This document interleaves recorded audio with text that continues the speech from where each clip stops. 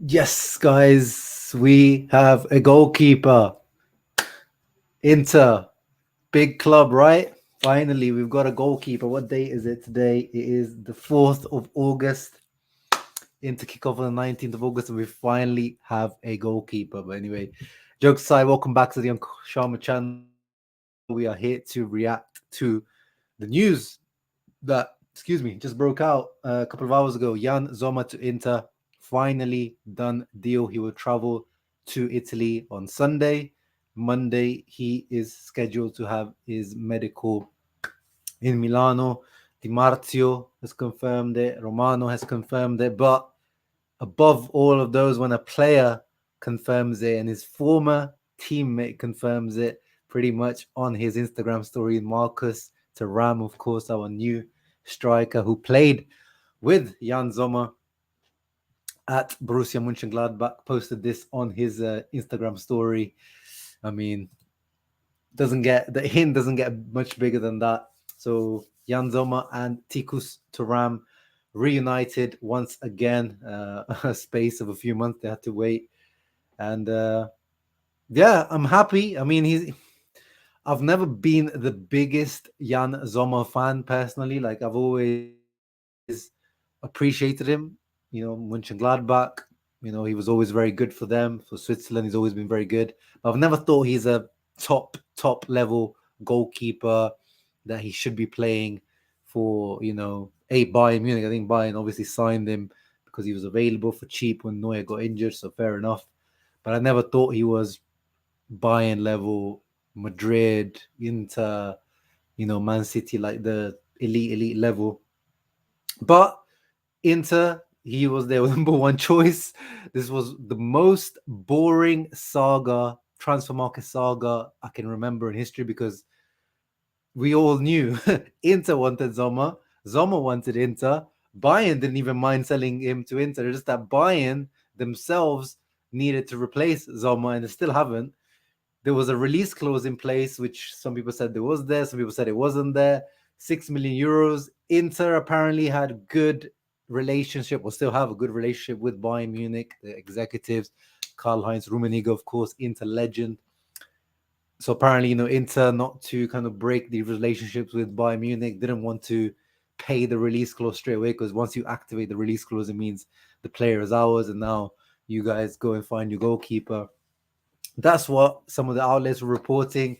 I think in the end, as this come out today, Inter, they're paying 6 million. And actually today, Christian Falk, who is one of the reporters out in Germany, he's saying that actually Inter are paying a little bit more. Actually, let me just put it up on the screen here. He works for Build. I don't think he's known to be the most reliable in the German market space, but according to him, Inter actually paying 6.75 million euros. Inter Milan. So let's see. The details will come out in the coming days. Italian reports are saying 6. I wouldn't be surprised if you have to pay a little bit more because, as I said, if you pay the release clause, it means you have to pay the release clause. Probably, we did the same thing with Jan Bisek, if you guys remember a few weeks ago. Release clause 7 million, but Inter actually wanted to pay it in multiple installments, maybe 2 or 3 installments, if I remember correctly. So we had to pay like 7.5 million for Bisek in the end. And now maybe this is what's happened here with Yann Sommer, where if it was 6, we had to pay the 6 straight away. And you guys know the main issue with Inter is not we're broke, but not in terms of money, in terms of like obviously we got the Onana money, but it's liquidity, liquid cash, being able to spend money, give money, pay clubs money. That's where Inter's issue is, lack of liquidity. That's why Inter are trying to haggle every single deal you hear. Inter are trying to haggle over 500k, 1 million. Every little detail Inter are trying to haggle. Payment terms, loan with obligation. When does it triggered? So we'll see. Will come out 6 million. I think it's quite expensive, to be honest. I know 6 million doesn't sound like a lot, but Yann Sommer is now 35 years old. Let me just confirm. 34 years old. He will be 35 in December. He'll probably sign a 2-year contract until he's 36. But when someone's desperate, they're desperate. He was the number one choice, as I said. To me, once you sell Onana for 60, whatever we sold him for, we should have at least signed someone that would be a long term. I know Trubin, we've been trying, and Shakhtar are a hard team to deal with. But okay, I'll make it work. If the rest of the team, if we use the Onana money like we are looking to use it now, talking about Scamacca, let's see what happens with that. Obviously with Frattesi, Thuram, the team is coming together well, but I'm gonna wait until the team is complete to make my judgment on how the Onana money was used. But I guess you guys know what the Inter's situation is. You kick the can down the road. Let's think about it next year. We did that last year with the striker situation, which is what's biting us in the ass a little bit right now. We got Lukaku when we could have got Dybala and sorted the situation out. Temporary measure. Looks like that's what we're doing with the goalkeeper situation now. Temporary measure for at least one season. Then we'll see what we're doing next year. And it looks like that's what we're doing with the centre-back position at the moment. It looks like we're keeping Darmian as maybe the starter for now, it looks like. And then maybe giving Bisek the faith to be the backup in those positions. But let's see. What do you guys make of Yann Sommer? As I said, I do rate him, especially as a shot stopper. I rate him always. There's plenty of highlights of this guy making absolutely crazy saves.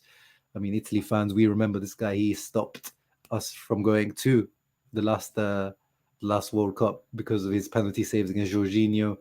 Has really cat-like reflex. It's quite short for a goalkeeper, though. That's one problem I have with Yann Sommer. Not that usually, if you're a good goalkeeper, it doesn't really matter how tall you are. We've seen over the years the likes of Casillas and these kind of guys being able to make it work even with not the average goalkeeper height. You see here, 1.83 meters tall, a whole 10 centimeters shorter than Neuer and Kerbel and Sven Ulreich. I think generally goalkeepers are definitely 1 meter 90 and above. But we know this guy super experienced. Let's see if we go on his what am I looking for? Yeah, let's go on his FBref quickly just to see how he ranks, post shot XG, minus goals allowed. He's doing okay there. One of the things that we are looking for in the goalkeeper is, the ability, especially since Onana and Inzaghi said this in his press conference at the beginning of the season, the new goalkeeper needs to be able to play with his feet. This guy definitely a Bayern. You can see launch percentage very low. He definitely, I don't know what the style of play was at Mönchengladbach, but definitely I'm sure playing at Bayern Munich he was forced to be much more able to play short passes and things like that. Let's go with this full scouting report quickly. Goals against 1.3, so I think he's probably got a little bit of the Mönchengladbach time as well because he joined Bayern, midway through the season. Look at that, passes attempted. He's in the very high percentile. Average pass length, you can see very low, which is actually good in terms of it means that he's good at short passes. But I don't want to say that's one of his strengths though. Couple of games I watched of Bayern last season, especially against Man City in the Champions League, it was looking a bit shaky. And even in this preseason, he's been looking, I don't know if his head is already, at Inter, he already knows he's leaving, so he's not putting in full effort. Some signs I'm concerned, goalkeepers go on for longer than other positions, other players in other positions, but 34 years of age, we know with Andanovic, at some point, that wall, the age wall, hits, and is this as Sommer reached that moment? Who knows? We'll have to find out. Hopefully, we don't find out that he has, and he's on his downward trajectory already. It is a bit of a gamble. I guess his wages probably won't be that high as well. But hopefully, let's see what happens with Filip Stankovic for the number 2 position. Is growing. The rumors are growing that he may stay as number 2. Although I continue to say that I would like to see him loaned out and get some regular minutes, and we get another makeshift number 2 if possible. But we'll see what the market brings us. But anyway, we didn't have to wait until the winter to get Sommer. We've waited plenty of time. It almost went to autumn until we got Sommer. But yeah, it is what it is. Now let's see when he comes. Hopefully this is 100% confirmed that we see him. It definitely was needed. At least he's going to get some time to gel, get used to the team, play some preseason friendlies. We've got Salzburg and then maybe one more in between of preseason friendlies to get accustomed to Inzaghi and the team. Yeah, happy. Not ecstatic, but happy. At least we got a goalkeeper. You guys let me know down in the comments down below. What do you make of Sommer? Are you happy? Does it concern you? What concerns you about Sommer? I would be interested to know that. People that have watched Bundesliga and Switzerland a bit more, I'm interested to see. I'll try to speak, maybe bring on Navon, if you guys know him. We bring him on sometimes for when we talk about Bundesliga, specifically Bayern. Maybe George from Bayern Now, the channel that we've collaborated in the past when we previewed the Bayern Inter games last season, to get some more insight on Yann Sommer. So keep a lookout on the channel. Ciao ragazzi, always Forza Inter, and leave a thumbs up. Ciao.